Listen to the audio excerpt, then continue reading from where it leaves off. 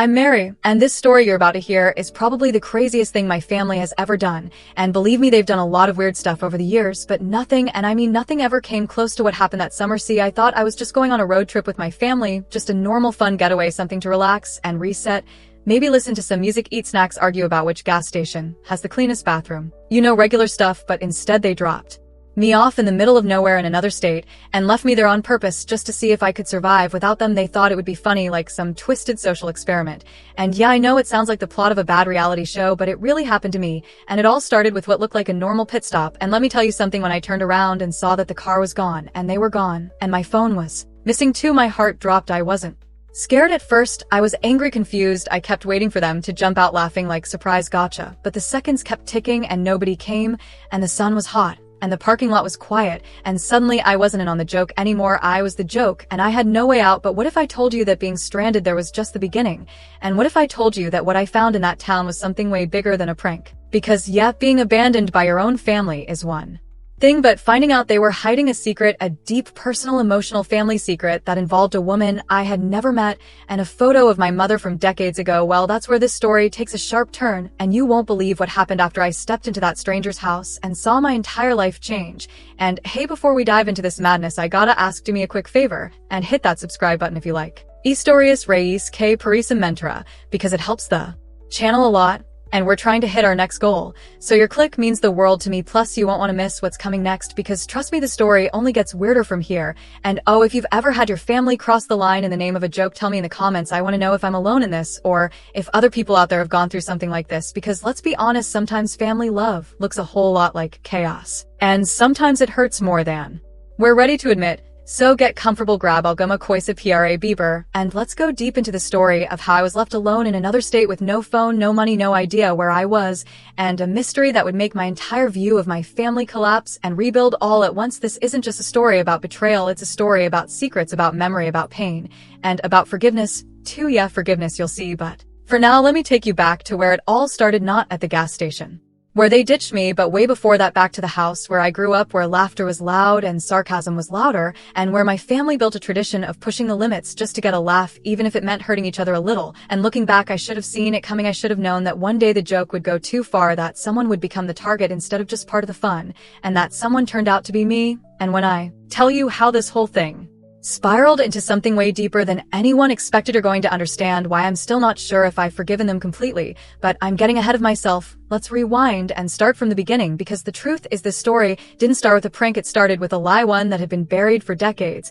And it took me getting stranded alone, scared and desperate to dig it up and uncover everything that had been hidden from me since before I was even born. So yeah, buckle up, because the ride gets bumpy from here.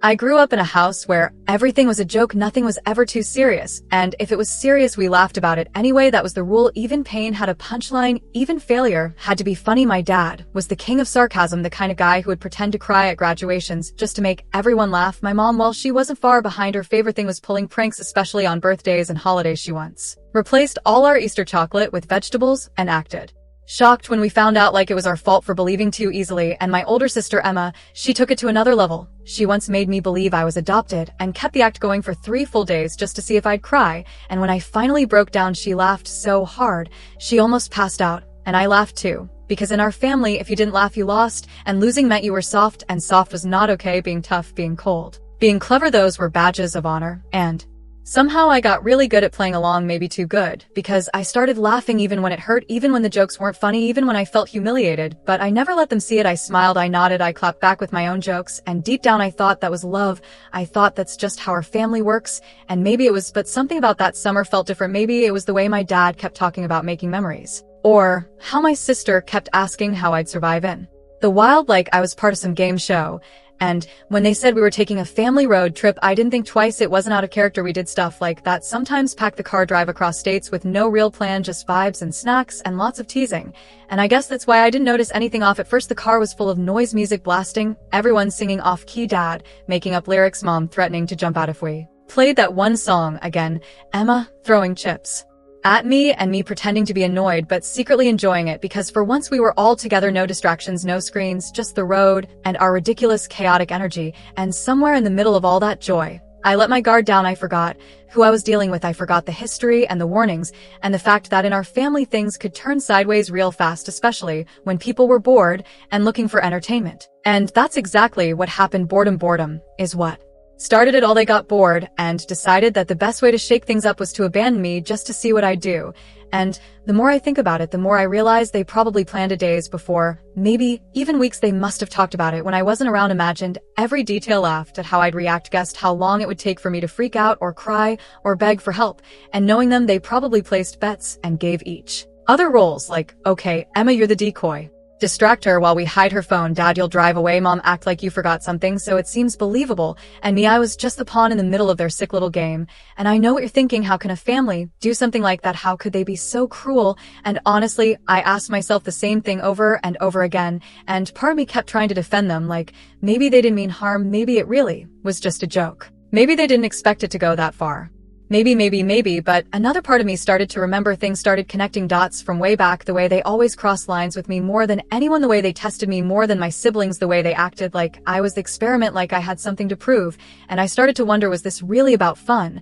Or was this about power, about control, about watching me struggle and feel small and helpless? Because that's what it felt like growing up, sometimes like they loved me, but also wanted to see how much I could take before breaking. And maybe this trip, this prank was just the final test, the ultimate show of force to see if I'd snap or survive. Or maybe, just maybe, it wasn't about me at all. Maybe I was just the tool for something bigger, something I couldn't see yet.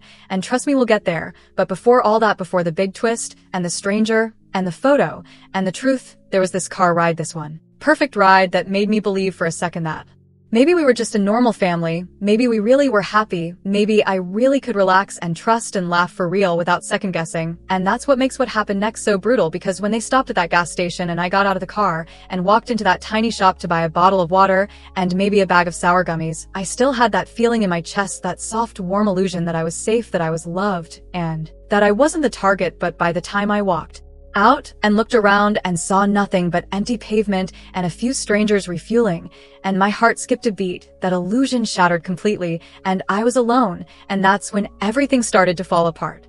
The car ride had been full of noise, laughter, and jokes, but none of that prepared me for what happened at the gas station. We pulled over to fill up and stretch, and I thought it was just another quick stop. I stepped out of the car and walked toward the small store to grab a bottle of water, maybe a snack, nothing unusual.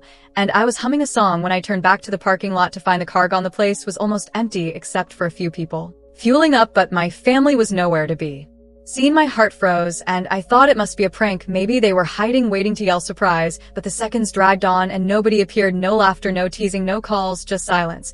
And that's when the panic started creeping, and I ran around the gas station, hoping to spot them calling their names. But no response. I looked at my phone to call them, but it was gone. My wallet was missing too. I felt the cold sweat running down my back, and the weight of being alone in a strange place hit me hard. I tried to remember if I had been given money or keys or anything, but my mind was blank. Everything I relied on was gone, and I was stranded. My sister's voice came through the speaker on my phone in a mocking tone.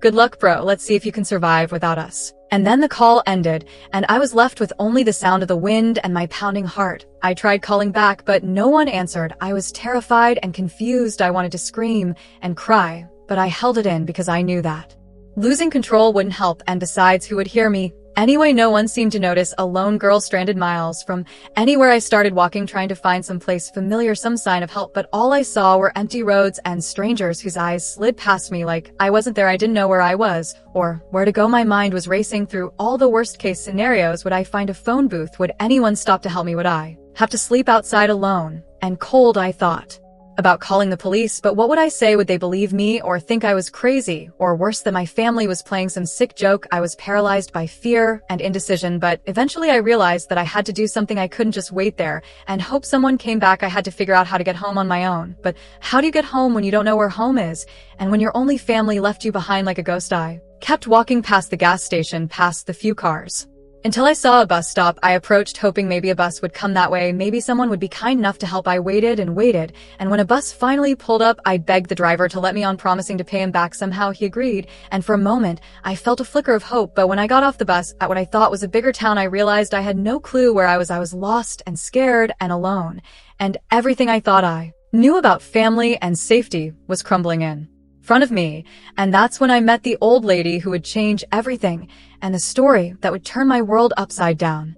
I kept walking down unfamiliar streets, the sun beating down on me, my stomach growling, and my throat dry. Every step felt heavier than the last. I had no idea where I was, no phone, no money, no plan, just a desperate hope that somehow I could find my way back to the family that had just abandoned me. I tried asking strangers for help, but most looked away or gave excuses like they were too busy or didn't want to get involved. I felt invisible, like I didn't exist, and every rejection chipped away at what little hope I had left. I was scared, cold, and hungry, but I forced myself to keep moving because standing still meant giving up, and giving up wasn't an option, even though my heart screamed that maybe this was punishment for something I didn't understand. I spotted a bus stop, and my heart leapt.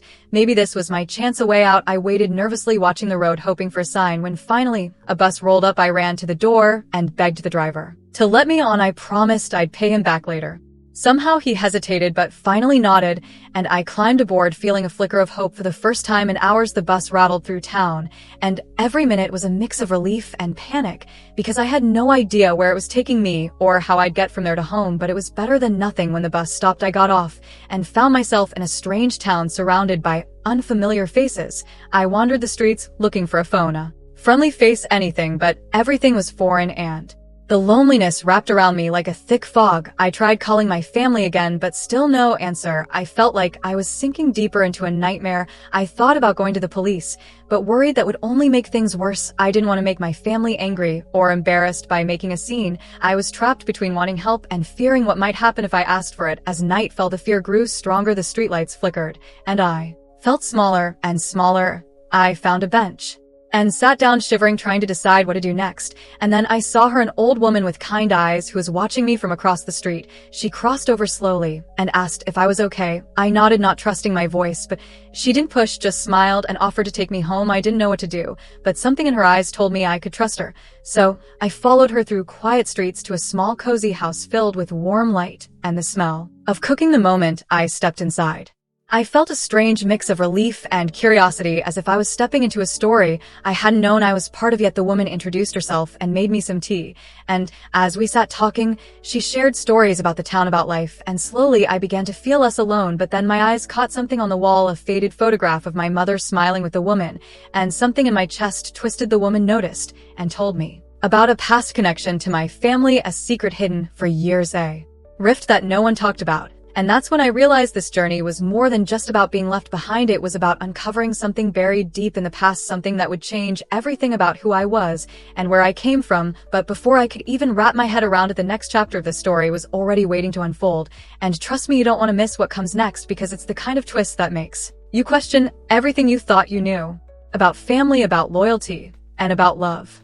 The house was small, cozy, and smelled like cinnamon and old books. It felt like a safe place, away from the cold and the confusion that had been chasing me all day. The woman who had taken me and introduced herself as Ruth, and her eyes held a kind warmth that made me want to trust her, even though everything about this day was strange and unpredictable. She offered me a cup of tea and a seat by the fire, and as I sat down, I could feel the tension in my body slowly start to ease. Ruth didn't ask many questions at first. She let me speak when I was ready and listen with patience, which was something I hadn't felt in a long time. As the night grew darker, I noticed pictures on the walls, faded photos of people I didn't recognize, but one photo caught my eye immediately. It was an old black and white picture of a young woman with a smile so familiar it stopped my heart for a moment. I stared at the picture, not sure why, but then I realized it was my mother. She was younger than I'd ever seen her, and she was standing right there beside Ruth, hugging her like they had been through something important, something only they understood. Ruth saw where I was looking, and her face softened. She told me that she and my mother had been very close once, like sisters, maybe even closer, but something happened years ago, something that tore them apart, and since then they hadn't spoken much, and that was why my mother never talked about Ruth or this town. It was a secret, a painful one, and hearing that made me feel like I was holding a missing piece of my own story, a piece that no one had ever given me before. I wanted to know more, but Ruth was hesitant, like she was guarding a memory too fragile to share all at once. Instead, she told me stories about the town, the people, and how life had changed over the years. But every story somehow circled back to my mother and to the day she disappeared from this place and from Ruth's life. Ruth said she had waited for years for my mother to come back, and that she had never stopped hoping that someday we would all be able to fix what was broken. I felt a strange connection to this woman who was a stranger yet somehow part of my family's history, and I realized that being left alone wasn't just about being abandoned, it was about being led to this moment, this house, this truth. And though I was scared, I also felt a spark of hope that maybe my journey was about more than just getting home. Maybe it was about healing wounds I hadn't even known were there, and as I sat there sipping tea in that quiet room with the shadows flickering on the walls, I knew that nothing about this story was going to be simple and that the biggest surprises were still to come. But for now I had found a place to rest, a place to breathe, and maybe for the first time a place where I belonged, even if it was only temporary. And that's when I realized the joke wasn't really a joke, and that this whole crazy adventure was about to change everything I thought I knew about family and love and forgiveness. And that's exactly what you're going to hear about next, so stick with me, because the story is just getting started. After that night in Ruth's cozy house, I began to notice little things that made me question everything I thought I knew about my family and my past. The walls were lined with faded photographs, letters tucked away in drawers, and objects that seemed ordinary but felt heavy with meaning. Ruth slowly opened up about those years when my mother disappeared from her life and from the town. She told me stories of young love, broken promises, and a secret that had been buried under years of silence and pain. The more she talked, the more I realized that my mother's past was tangled in ways I had never imagined. There were names I didn't know, places I had never heard of, and emotions so raw that Ruth's voice would sometimes tremble when she spoke about them. I found myself drawn into a history that wasn't mine, but suddenly felt like it was my own. I asked questions and Ruth answered, but only just enough to keep me wanting more, like a puzzle missing its last pieces. It was frustrating and fascinating all at once. I felt like I was standing on the edge of a deep well, staring into darkness, wondering what I'd find if I dared to jump in, and every new detail was a thread pulling me deeper into a story that felt bigger than me, bigger than my family, bigger than anything I had ever faced before. And yet there was also a strange comfort in knowing that I wasn't alone. Even though I had been left behind, stranded, and forgotten, I began to see my family not just as people who had abandoned me, but as people carrying their own burdens, secrets, and regrets that stretched back decades. Ruth shared how my mother had struggled with choices she had made, how she had been torn between two worlds,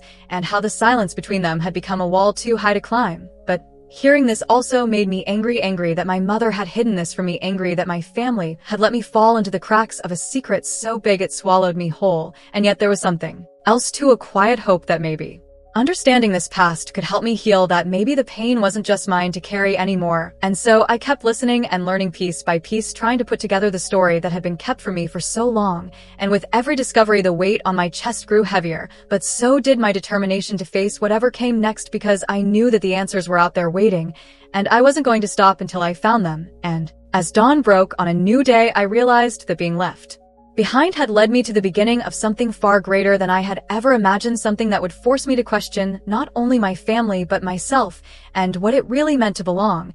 And that's exactly what you'll hear about in the next part, so stay with me because this story is far from over.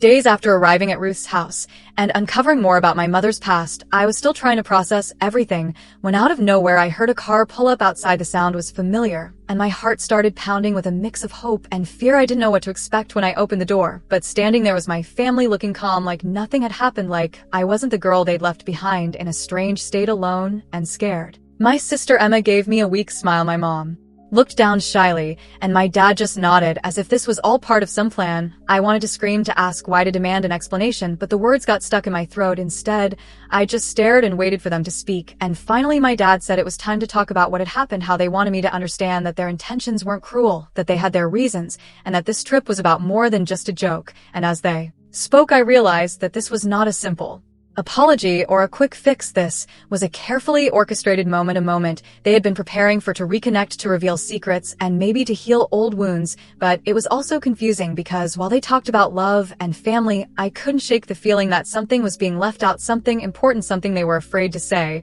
And as the conversation went on, it became clear that this wasn't just about me, about abandonment or pain, but about something deeper, about the history that had haunted us all, and about the choices my parents had made years ago, choices that had torn us apart and brought us here to this moment, standing in a stranger's house surrounded by ghosts of the past. I wanted to believe that we could fix this, that we could rebuild what was broken, but I also felt a wall growing between us, a wall made of silence and regret that words alone couldn't tear down. And then my sister Emma said something that caught me off guard. She said that maybe I was stronger than any of them had realized, that maybe this test was meant to prove that. And for the first time I saw a glimmer of pride in her eyes, a pride that didn't come from teasing or jokes, but from something real, and that gave me a tiny flicker of hope. But even with that hope, I knew that the road ahead was going to be long and hard, and that forgiveness wasn't going to come easy. And as I looked at them standing there calm and collected, I realized that this story was far from over, that the real Work was just beginning, and that what I thought was the end was only the start of a new chapter, a chapter filled with questions, answers, and maybe finally a chance to heal. And as they left that day, I stood at the door feeling a strange mix of relief and sadness, and I knew that whatever happened next, I wasn't going to face it alone.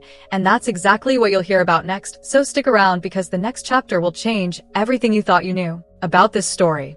When my family left me stranded that day, I thought it was just a cruel joke, something mean-spirited that showed how little they cared, but as the days passed and I pieced together what Ruth told me and what my parents finally admitted, I realized that there was a reason behind everything, a reason so complicated and painful that it almost didn't make sense at first. They told me that this trip wasn't just a prank, it was a test designed to push me to my limits, to see how I would survive.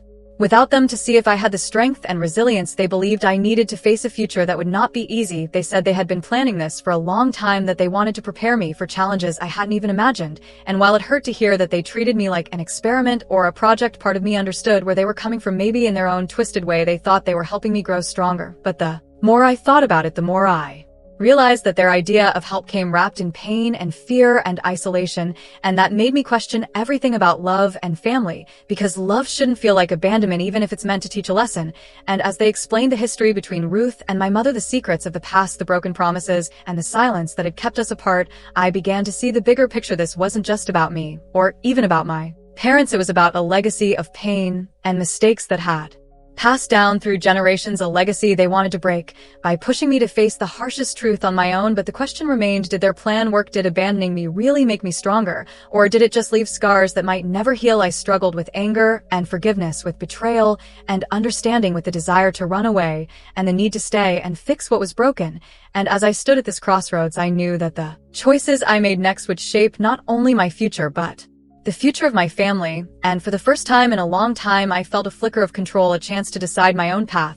And so I made a promise to myself to find answers, to confront the pain, to face the truth, no matter how difficult it might be. And that promise led me to the next chapter of this story, the chapter where the past and the present collide, and where the secrets hidden in the shadows finally come to light. But before we get there, remember this: sometimes the hardest lessons come wrapped in the cruelest packages, and sometimes the people we love most hurt us in ways we never expected. But it's how we respond to that pain that defines us, and that's exactly what you'll see in the next part. So stay with me, because the truth is about to get even deeper and more real than you ever imagined.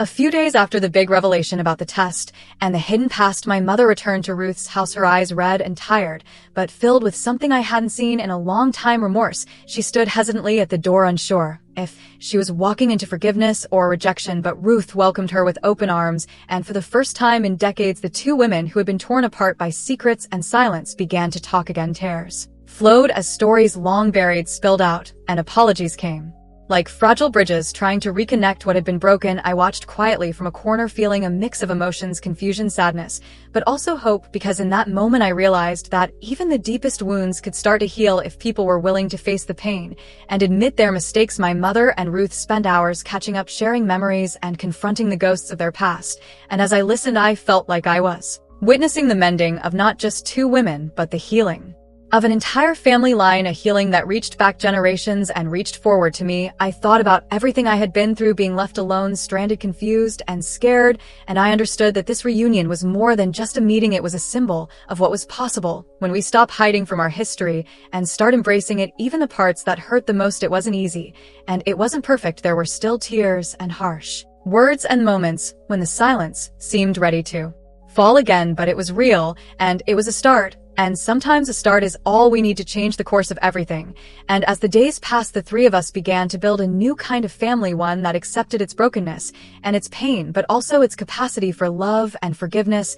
And I knew that while the journey ahead would be long and complicated, this moment of reunion was a light in the dark, a chance to rewrite the story and to find belonging in the most unexpected places. So stay with me, because the final chapter is coming and you won't want to miss how this story ends.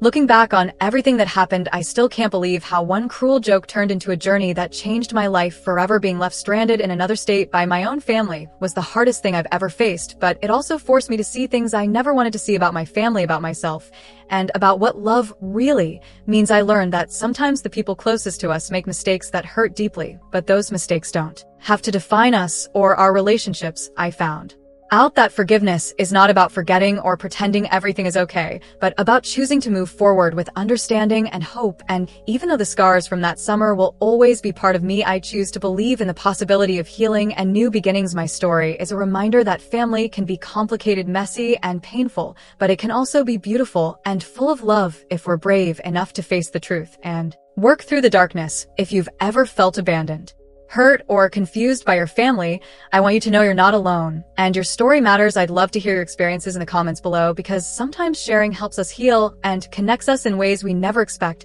So if you like this story, please hit the like button and subscribe to the channel. It really helps me keep making content like this. And don't forget, there's another video right here on the screen that I think you're going to love, so go ahead and click on it. And until next time, thank you for listening, and remember, no matter how tough things get, you're stronger than you think.